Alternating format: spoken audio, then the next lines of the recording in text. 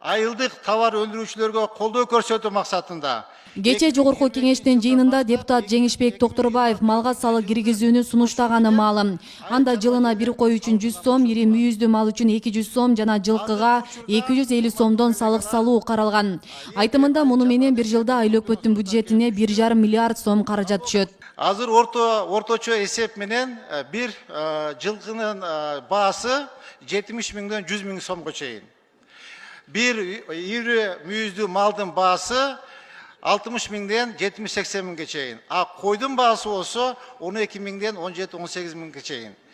Eğer urmatlı kolegalar uşularda sağlık kirgizişi bolsa durgan bolsak, orta sep menen eğer uşul jer sağlığın kayradan karap çıkıp uşul malcandıklarga sağlık kirgizişi bolsak, bizge yılına bir yılda 3 milyard somdун тегерегинде акча түшөт экен. Учурда коомчулукта депутат көтөргөн маселе кызуу талкууга алынууда. Сунуш боюнча регион телеканалы сурамжылоо жүргүздү. Малга шарт түзүп берсин анда бизге. Анан акча сурасын. Башкасын түзөлбөй атпайбы? Негизи айылдын мүмкүнчүлүгү барбы жокпу? Мүмкүнчүлүк жок да. Чөп, жем, тойт өзү жок болуп атса көрүп атасыңар.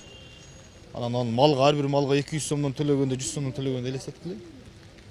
Жөнөкөй эле төлөп атпайлы, болот да ошол. Сиз деле ошондой пикирдесиз? Биз деле ошондой пикирдебиз. Ол депутат кыргыз элине өзү мал кылып берип койгонсуп, налогту көбөйтүп ошо элдин кыжырына тийип атат ол. Биз мамлекеттен эч кимден эч нерсе албайбыз, өзү мээнети менен ак эмгеги менен мал кылып отурушат да. Кафе, рестораны бар. Ишкана ачкандарга салса болот. Налог салса болот, налог итек эле төлөнөт.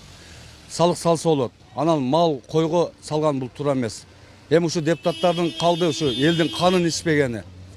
Карапайым эл чындыкты айтканда мен таксим 15 жылдан бери Ошибек такси кылам. Семьямды ушу такси менен тирилик кылам. Семьямды багам. Анан эл мына Кыргызстанда эл өзүн өзү багып атат. Канча мигрант талалап жүрөт.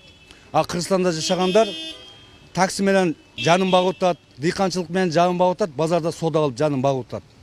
Анан келип келем ушу малга деген бул эң туура эмес. Эл мал менен да, мал менен тирилик кылып атат, мал сатып ун алып атат, мал сатып күрүч алып атат. Туру эл менен мал менен тирилик кылып атпайбы? Кыргыз эли өзү мал менен болсо анан малга салык болбой эле койсо жакшы дейм да. Кыргызстанда жарандарыбыздын 50%дан ашыгы мал чарбачылыгы менен алектенет. Мал кармагандардын көбү орто жана андан төмөн жашагандар. Бүгүнкү күндө мал чарбачылыгы өндүргөн продукциянын бардыгы иштетилбей жатат. Кайра иштетүү жолго коюлбай турганда малчылардын кирешеси салык салууга жооп бербей турганын экономист Эрлан Камалов билдирди. Дүйнөлүк практикадан алып карай турган болсок, айыл чарбасын, мал чарбачылыгын мамлекет кандайдыр бир киреше алып келе турган, чоң киреше алып келе турган, бир локомотив боло турган багыт катары, тармак катары карабайт да. Айыл чарбасы негизинен тамак аш коопсуздугун камсыз кыла турган тармак катары ошондой мамиле кылышыбыз керек да. Бул чоң салык алып келе турган тармак эмес. Биздин ачка калбай, тамак аш кандайдыр бир санкциялар болуп кала турган болсо, жанагындай ковид сыяктуу пандемия болуп калган учурда, ошо айыл чарбасы бизди ачка калтырбай турган, тамак аш коопсуздугун камсыз кыла турган тармак катары карап, ошого жараша бардык мамлекеттер кандайдыр бир жеңилдиктерди берип, жеңилдетилген кредиттерди берип, салыктарды тескерисинче азайтып, ошо ата мекендик товар өндүрүүчүлөрдү колдогонго аракет кылды да. Анан биздин малга киргизебиз деп аткан салыгыбыз азыр туура эмес деп эсептейм. Ал ортодо депутат Жеңишбек Токторбаев малжандыктарга салык салуу сунушунун түпкү маңызына токтолуп, коомчулуктун сынына жооп берди.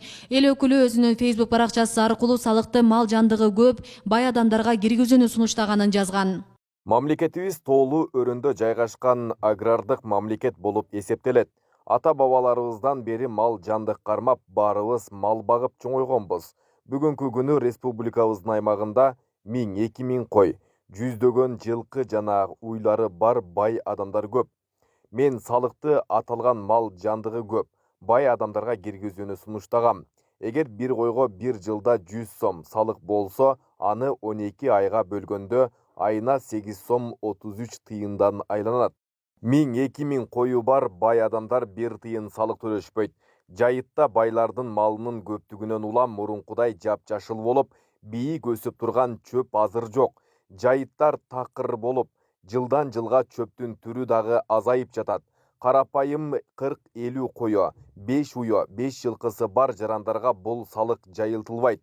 Алар мурдагыдай эле жайыт акысын төлөй беришет. Бул маселе эртеби кечпи көтөрүлө турган реалдуу маселе болчу. Бул маселени буга чейин эч ким көтөргүсү келген эмес. Анткени элге шайлоочуларына жаман көрүнүүдөн коркушкан.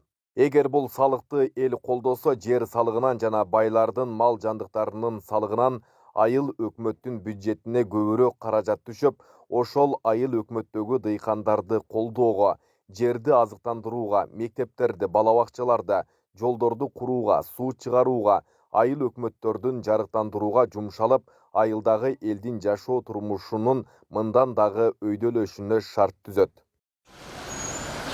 Асел Сыдыкова, Илимбек Турсунбай уулу, Регион телеканалы, Ош.